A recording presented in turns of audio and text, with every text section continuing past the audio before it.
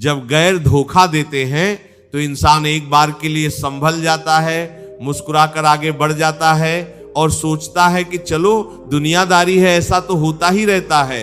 लेकिन दर्द की असली इंतहा तब होती है जब हमारे खून के रिश्ते या वो लोग जिन्हें हमने अपने दिल के सबसे करीब रखा हो हमारी पीठ में छुरा घोंपते हैं। जब आपके अपने ही आपको धोखा दे रहे हों, आपके पीठ पीछे आपकी जड़ें काट रहे हों, तो ऐसा लगता है जैसे पैरों तले से जमीन खिसक गई हो। इंसान आसमान की तरफ देखकर चीखना चाहता है, रोना चाहता है और भगवान से पूछता है कि हे ईश्वर, मैंने तो इनके लिए अपना सब कुछ लुटा दिया, इनकी खुशियों के लिए मैंने अपने सपनों की बलि चढ़ा दी, अपने हिस्से का निवाला तक इन्हें खिलाया, फिर मुझे ही ये सिला क्यों मिला। इस सवाल का बोझ इंसान को अंदर ही अंदर खोखला कर देता है। रातों की नींद उड़ जाती है और हर चेहरे के पीछे एक फरेब नजर आने लगता है। इंसान डिप्रेशन में चला जाता है और उसे लगता है कि उसकी पूरी जिंदगी एक झूठ थी। मेरे प्यारे भक्तों, अगर आप भी आज इसी पीड़ा से गुजर रहे हैं, अगर अपनों के धोखे ने आपको भी अंदर तक तोड़कर रख दिया है, तो आज अपने इन आंसुओं को पोंछ लीजिए, क्योंकि आज जो आध्यात्मिक और जीवन का सच आप जानने वाले हैं वो आपके सोचने का नजरिया बदल देगा और आपको उस दर्द से हमेशा के लिए मुक्त कर देगा। सबसे पहले तो इस संसार के सबसे बड़े और कड़वे सच को स्वीकार कर लीजिए कि इस दुनिया में आपका अपना कोई नहीं है। श्री कृष्ण ने बहुत स्पष्ट रूप से कहा है कि यह संसार एक सराय है, एक धर्मशाला है। यहां रिश्ते सिर्फ और सिर्फ कर्मों के लेन देन और स्वार्थ की बुनियाद पर टिके हैं। जिसे आप अपना कह रहे हैं वो असल में आपका है ही नहीं। वो बस कुछ समय के लिए आपके जीवन में एक भूमिका निभाने आया है।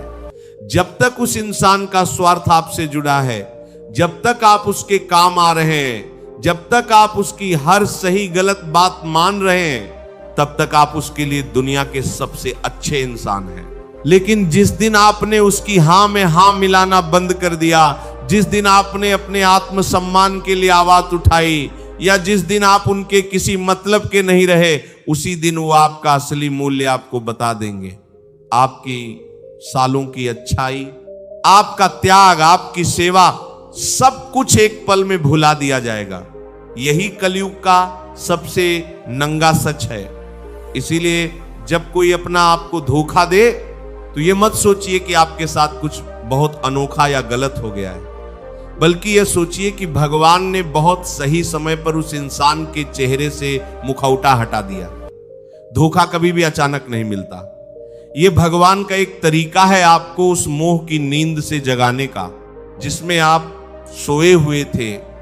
आप उस इंसान को अपनी दुनिया मान बैठे थे। आप ईश्वर को भूलकर उस इंसान की पूजा करने लगे थे। तब भगवान को बीच में आना ही पड़ता है। वो उस इंसान की असलियत आपके सामने लाते हैं ताकि आप समझ सकें कि इस पूरी सृष्टि में अगर कोई सच में आपका अपना है तो वो केवल और केवल परमात्मा है। चलिए मैं आपको एक बहुत ही दिल छू लेने वाली और गहरी कहानी सुनाता हूं, जिससे आपको इस धोखे का असली अर्थ समझ आएगा। एक बार एक बहुत ही नेक इंसान था जिसका नाम धर्मदास था।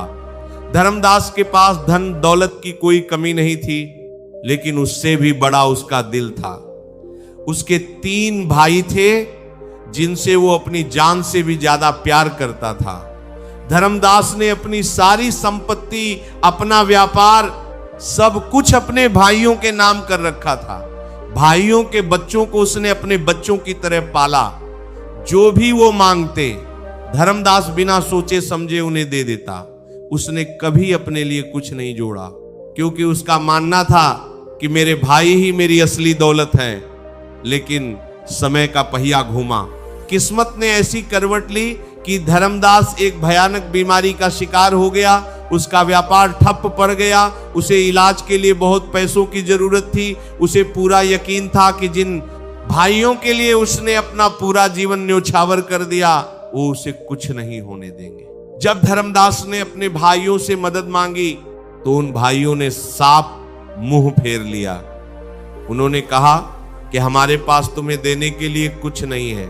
तुम्हारी बीमारी पर पैसा लगाना मतलब पैसा पानी में बहाना है। जिन भतीजों को उसने गोद में खिलाया था उन्होंने भी उसे पहचानने से इनकार कर दिया। धर्मदास को घर के एक छोटे से अंधेरे कमरे में डाल दिया गया, जहां उसे 2 वक्त की रोटी भी ताने मार कर दी जाती थी। धर्मदास का दिल उस बीमारी से ज्यादा अपनों के इस धोखे से टूट गया।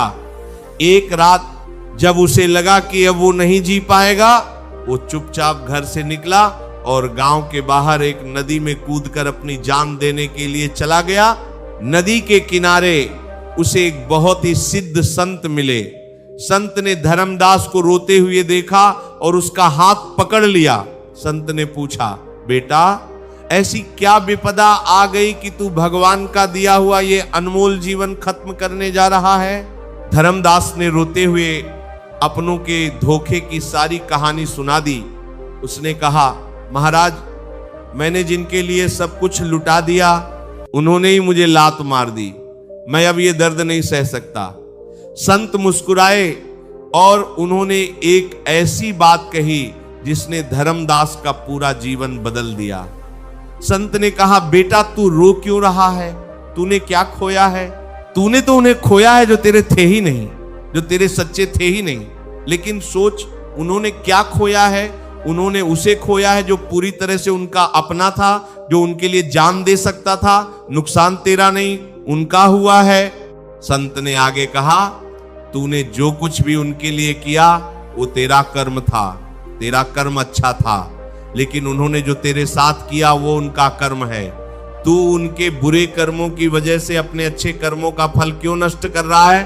भगवान ने तुझे उन स्वार्थी लोगों से दूर किया है ताकि तू अब जो जीवन बचा है वो अपने लिए और अपने ईश्वर के लिए जी सके। उठ, अपने इस दुह को अपनी ताकत बना।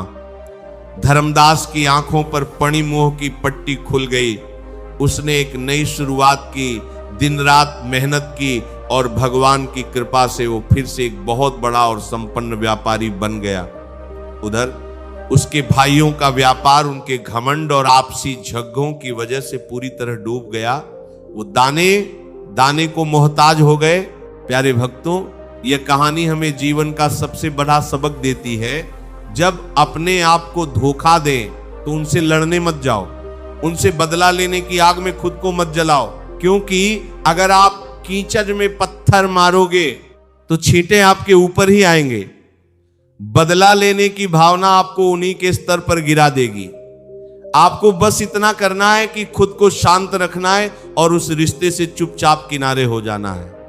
मौन से बड़ा कोई हथियार नहीं है और आपकी सफलता से बड़ा कोई तमाचा नहीं है। जब आप रोते हैं, गिड़गिड़ खाते हैं और उनसे पूछते हैं कि तुमने ऐसा क्यों किया, तो आप असल में उन्हें अपनी कमजोरी दिखा रहे होते हैं। वो आपके दर्द का मजाक उड़ाते हैं। इसलिए अपने आंसुओं को किसी ऐसे इंसान के सामने मत गिरने दो जिसकी आंखों में आपके लिए कोई शर्म न हो। भगवत गीता में अर्जुन की पीजा को याद कीजिए। क्या अर्जुन को किसी गैरों ने धोखा दिया था? नहीं, उनके सगे भाइयों ने, उनके ताऊ के बेटों ने, उनके गुरुओं ने उनके खिलाफ साजिश रची थी। दुर्योधन ने अर्जुन और उनके भाइयों को लाक्षागृह में चिंदा जलाने की कोशिश की, भरी सभा में अपमानित किया। अर्जुन का दिल भी खून के आंसू रोया था, लेकिन जब कुरुक्षेत्र के मैदान में वो अपनों को सामने देखकर मोह में पड़ गए, तब श्री कृष्ण ने उन्हें समझाया था कि पार्थ जो धर्म के खिलाफ है, जो धोखेबाज है, वो तुम्हारा अपना हो ही नहीं सकता। ये तुम्हारे मोह की कमजोरी है जो तुम्हें कर्तव्य से रोक रही है। उठो और अपने कर्म का पालन करो। आज आपके जीवन का कुरुक्षेत्र आपके सामने है। आपके हथियार तीर और तलवार नहीं है, बल्कि आपका धैर्य, आपकी मेहनत और आपका भगवान पर विश्वास है। अक्सर हम सोचते हैं कि हमने तो हमेशा उनका भला किया, तो हमारे हिस्से में धोखा क्यों? इसका जवाब कर्म और किस्मत के उस रहस्यमयी चक्र में छिपा है जिसे समझना हर किसी के बस की बात नहीं। हमारे शास्त्र कहते हैं कि हर रिश्ता हमारे पिछले जन्मों के चणानुबंध यानी कर्मों के लेन देन पर आधारित होता है। हो सकता है पिछले जन्म में आपका उन पर कोई भारी कर रहा हो, जो इस जन्म में आपने उनकी इतनी सेवा करके और उनके हाथों इतना बड़ा दूहक सहकर चुका दिया, वो आपका हिसाब बराबर हो गया, अब आपका खाता सा है। इसलिए खुश हो जाइए कि आप उस लड़ से मुक्त हो गए। अगर आप अब भी उनके लिए रोएंगे तो आप फिर से उस मोह के जाल में खुद को फंसा लेंगे। जब अपनों से धोखा मिलता है तो इंसान का विश्वास पूरी दुनिया से उठ जाता है, वो पत्थर दिल बन जाता है और अपनी अच्छाई छोड़ देता है। लेकिन प्यारे दोस्तों, यही तो आपकी असली परीक्षा है। एक बिच्छू और संत की कहानी हमेशा याद रखना। एक संत नदी में स्नान कर रहे थे, तभी उन्होंने देखा कि एक बिच्छू पानी में डूब रहा है। संत ने दया करके उस बिच्छू को अपने हाथों में उठा लिया, लेकिन बिच्छू ने तुरंत संत के हाथ में डंक मार दिया। दर्द के मारे संत का हाथ कांपा और बिच्छू फिर पानी में गिर गया। संत ने फिर उसे उठाया, बिच्छू ने फिर डंक मारा। ऐसा कई बार हुआ। किनारे पर खड़े एक आदमी ने कहा, महाराज वो आपको बार बार काट रहा है और आप उसे बार बार बचा रहे हैं, छोड़ दीजिए उसे।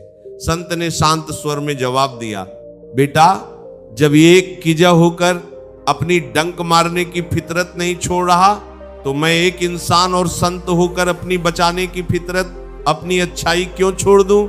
बस यही जीवन का सबसे बड़ा सार है। अगर सामने वाले ने अपना नीच स्वभाव नहीं छोड़ा, उसने आपके साथ बुरा किया, तो आप क्यों अपनी अच्छाई छोड़ रहे हैं? आपकी अच्छाई आपकी पहचान है। आपके अंदर का वो पवित्र मन ही भगवान का निवास स्थान है।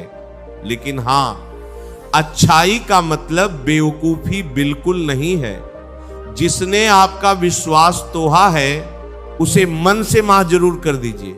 माफ इसलिए मत कीजिए कि वो आपकी माफी के लायक है, बल्कि माफ इसलिए कीजिए क्योंकि आप अपने मन में नफरत का हर लेकर नहीं जी सकते। नफरत वो हर है जो इंसान खुद पीता है और उम्मीद करता है कि सामने वाला मर जाए, उसे माफ करें।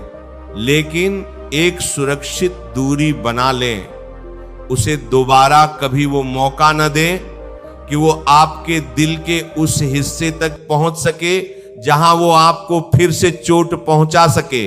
जाने वाले को जाने दो, अपनी अहमियत को पहचानो। तुम भगवान की बनाई हुई एक अनमोल कृति हो।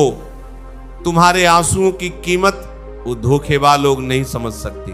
जब तुम्हें लगे कि कोई तुम्हारी परवाह नहीं कर रहा, तो बस अपनी आंखें बंद करो और उस सांवरे सलोने कृष्ण को याद करो।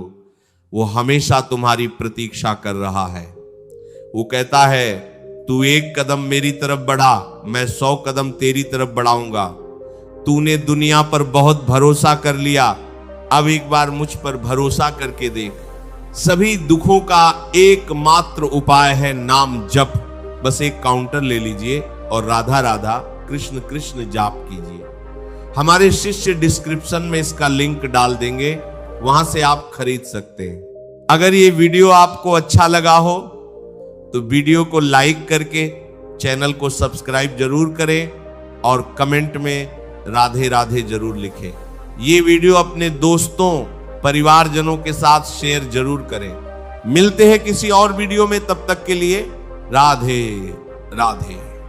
जय श्री कृष्ण।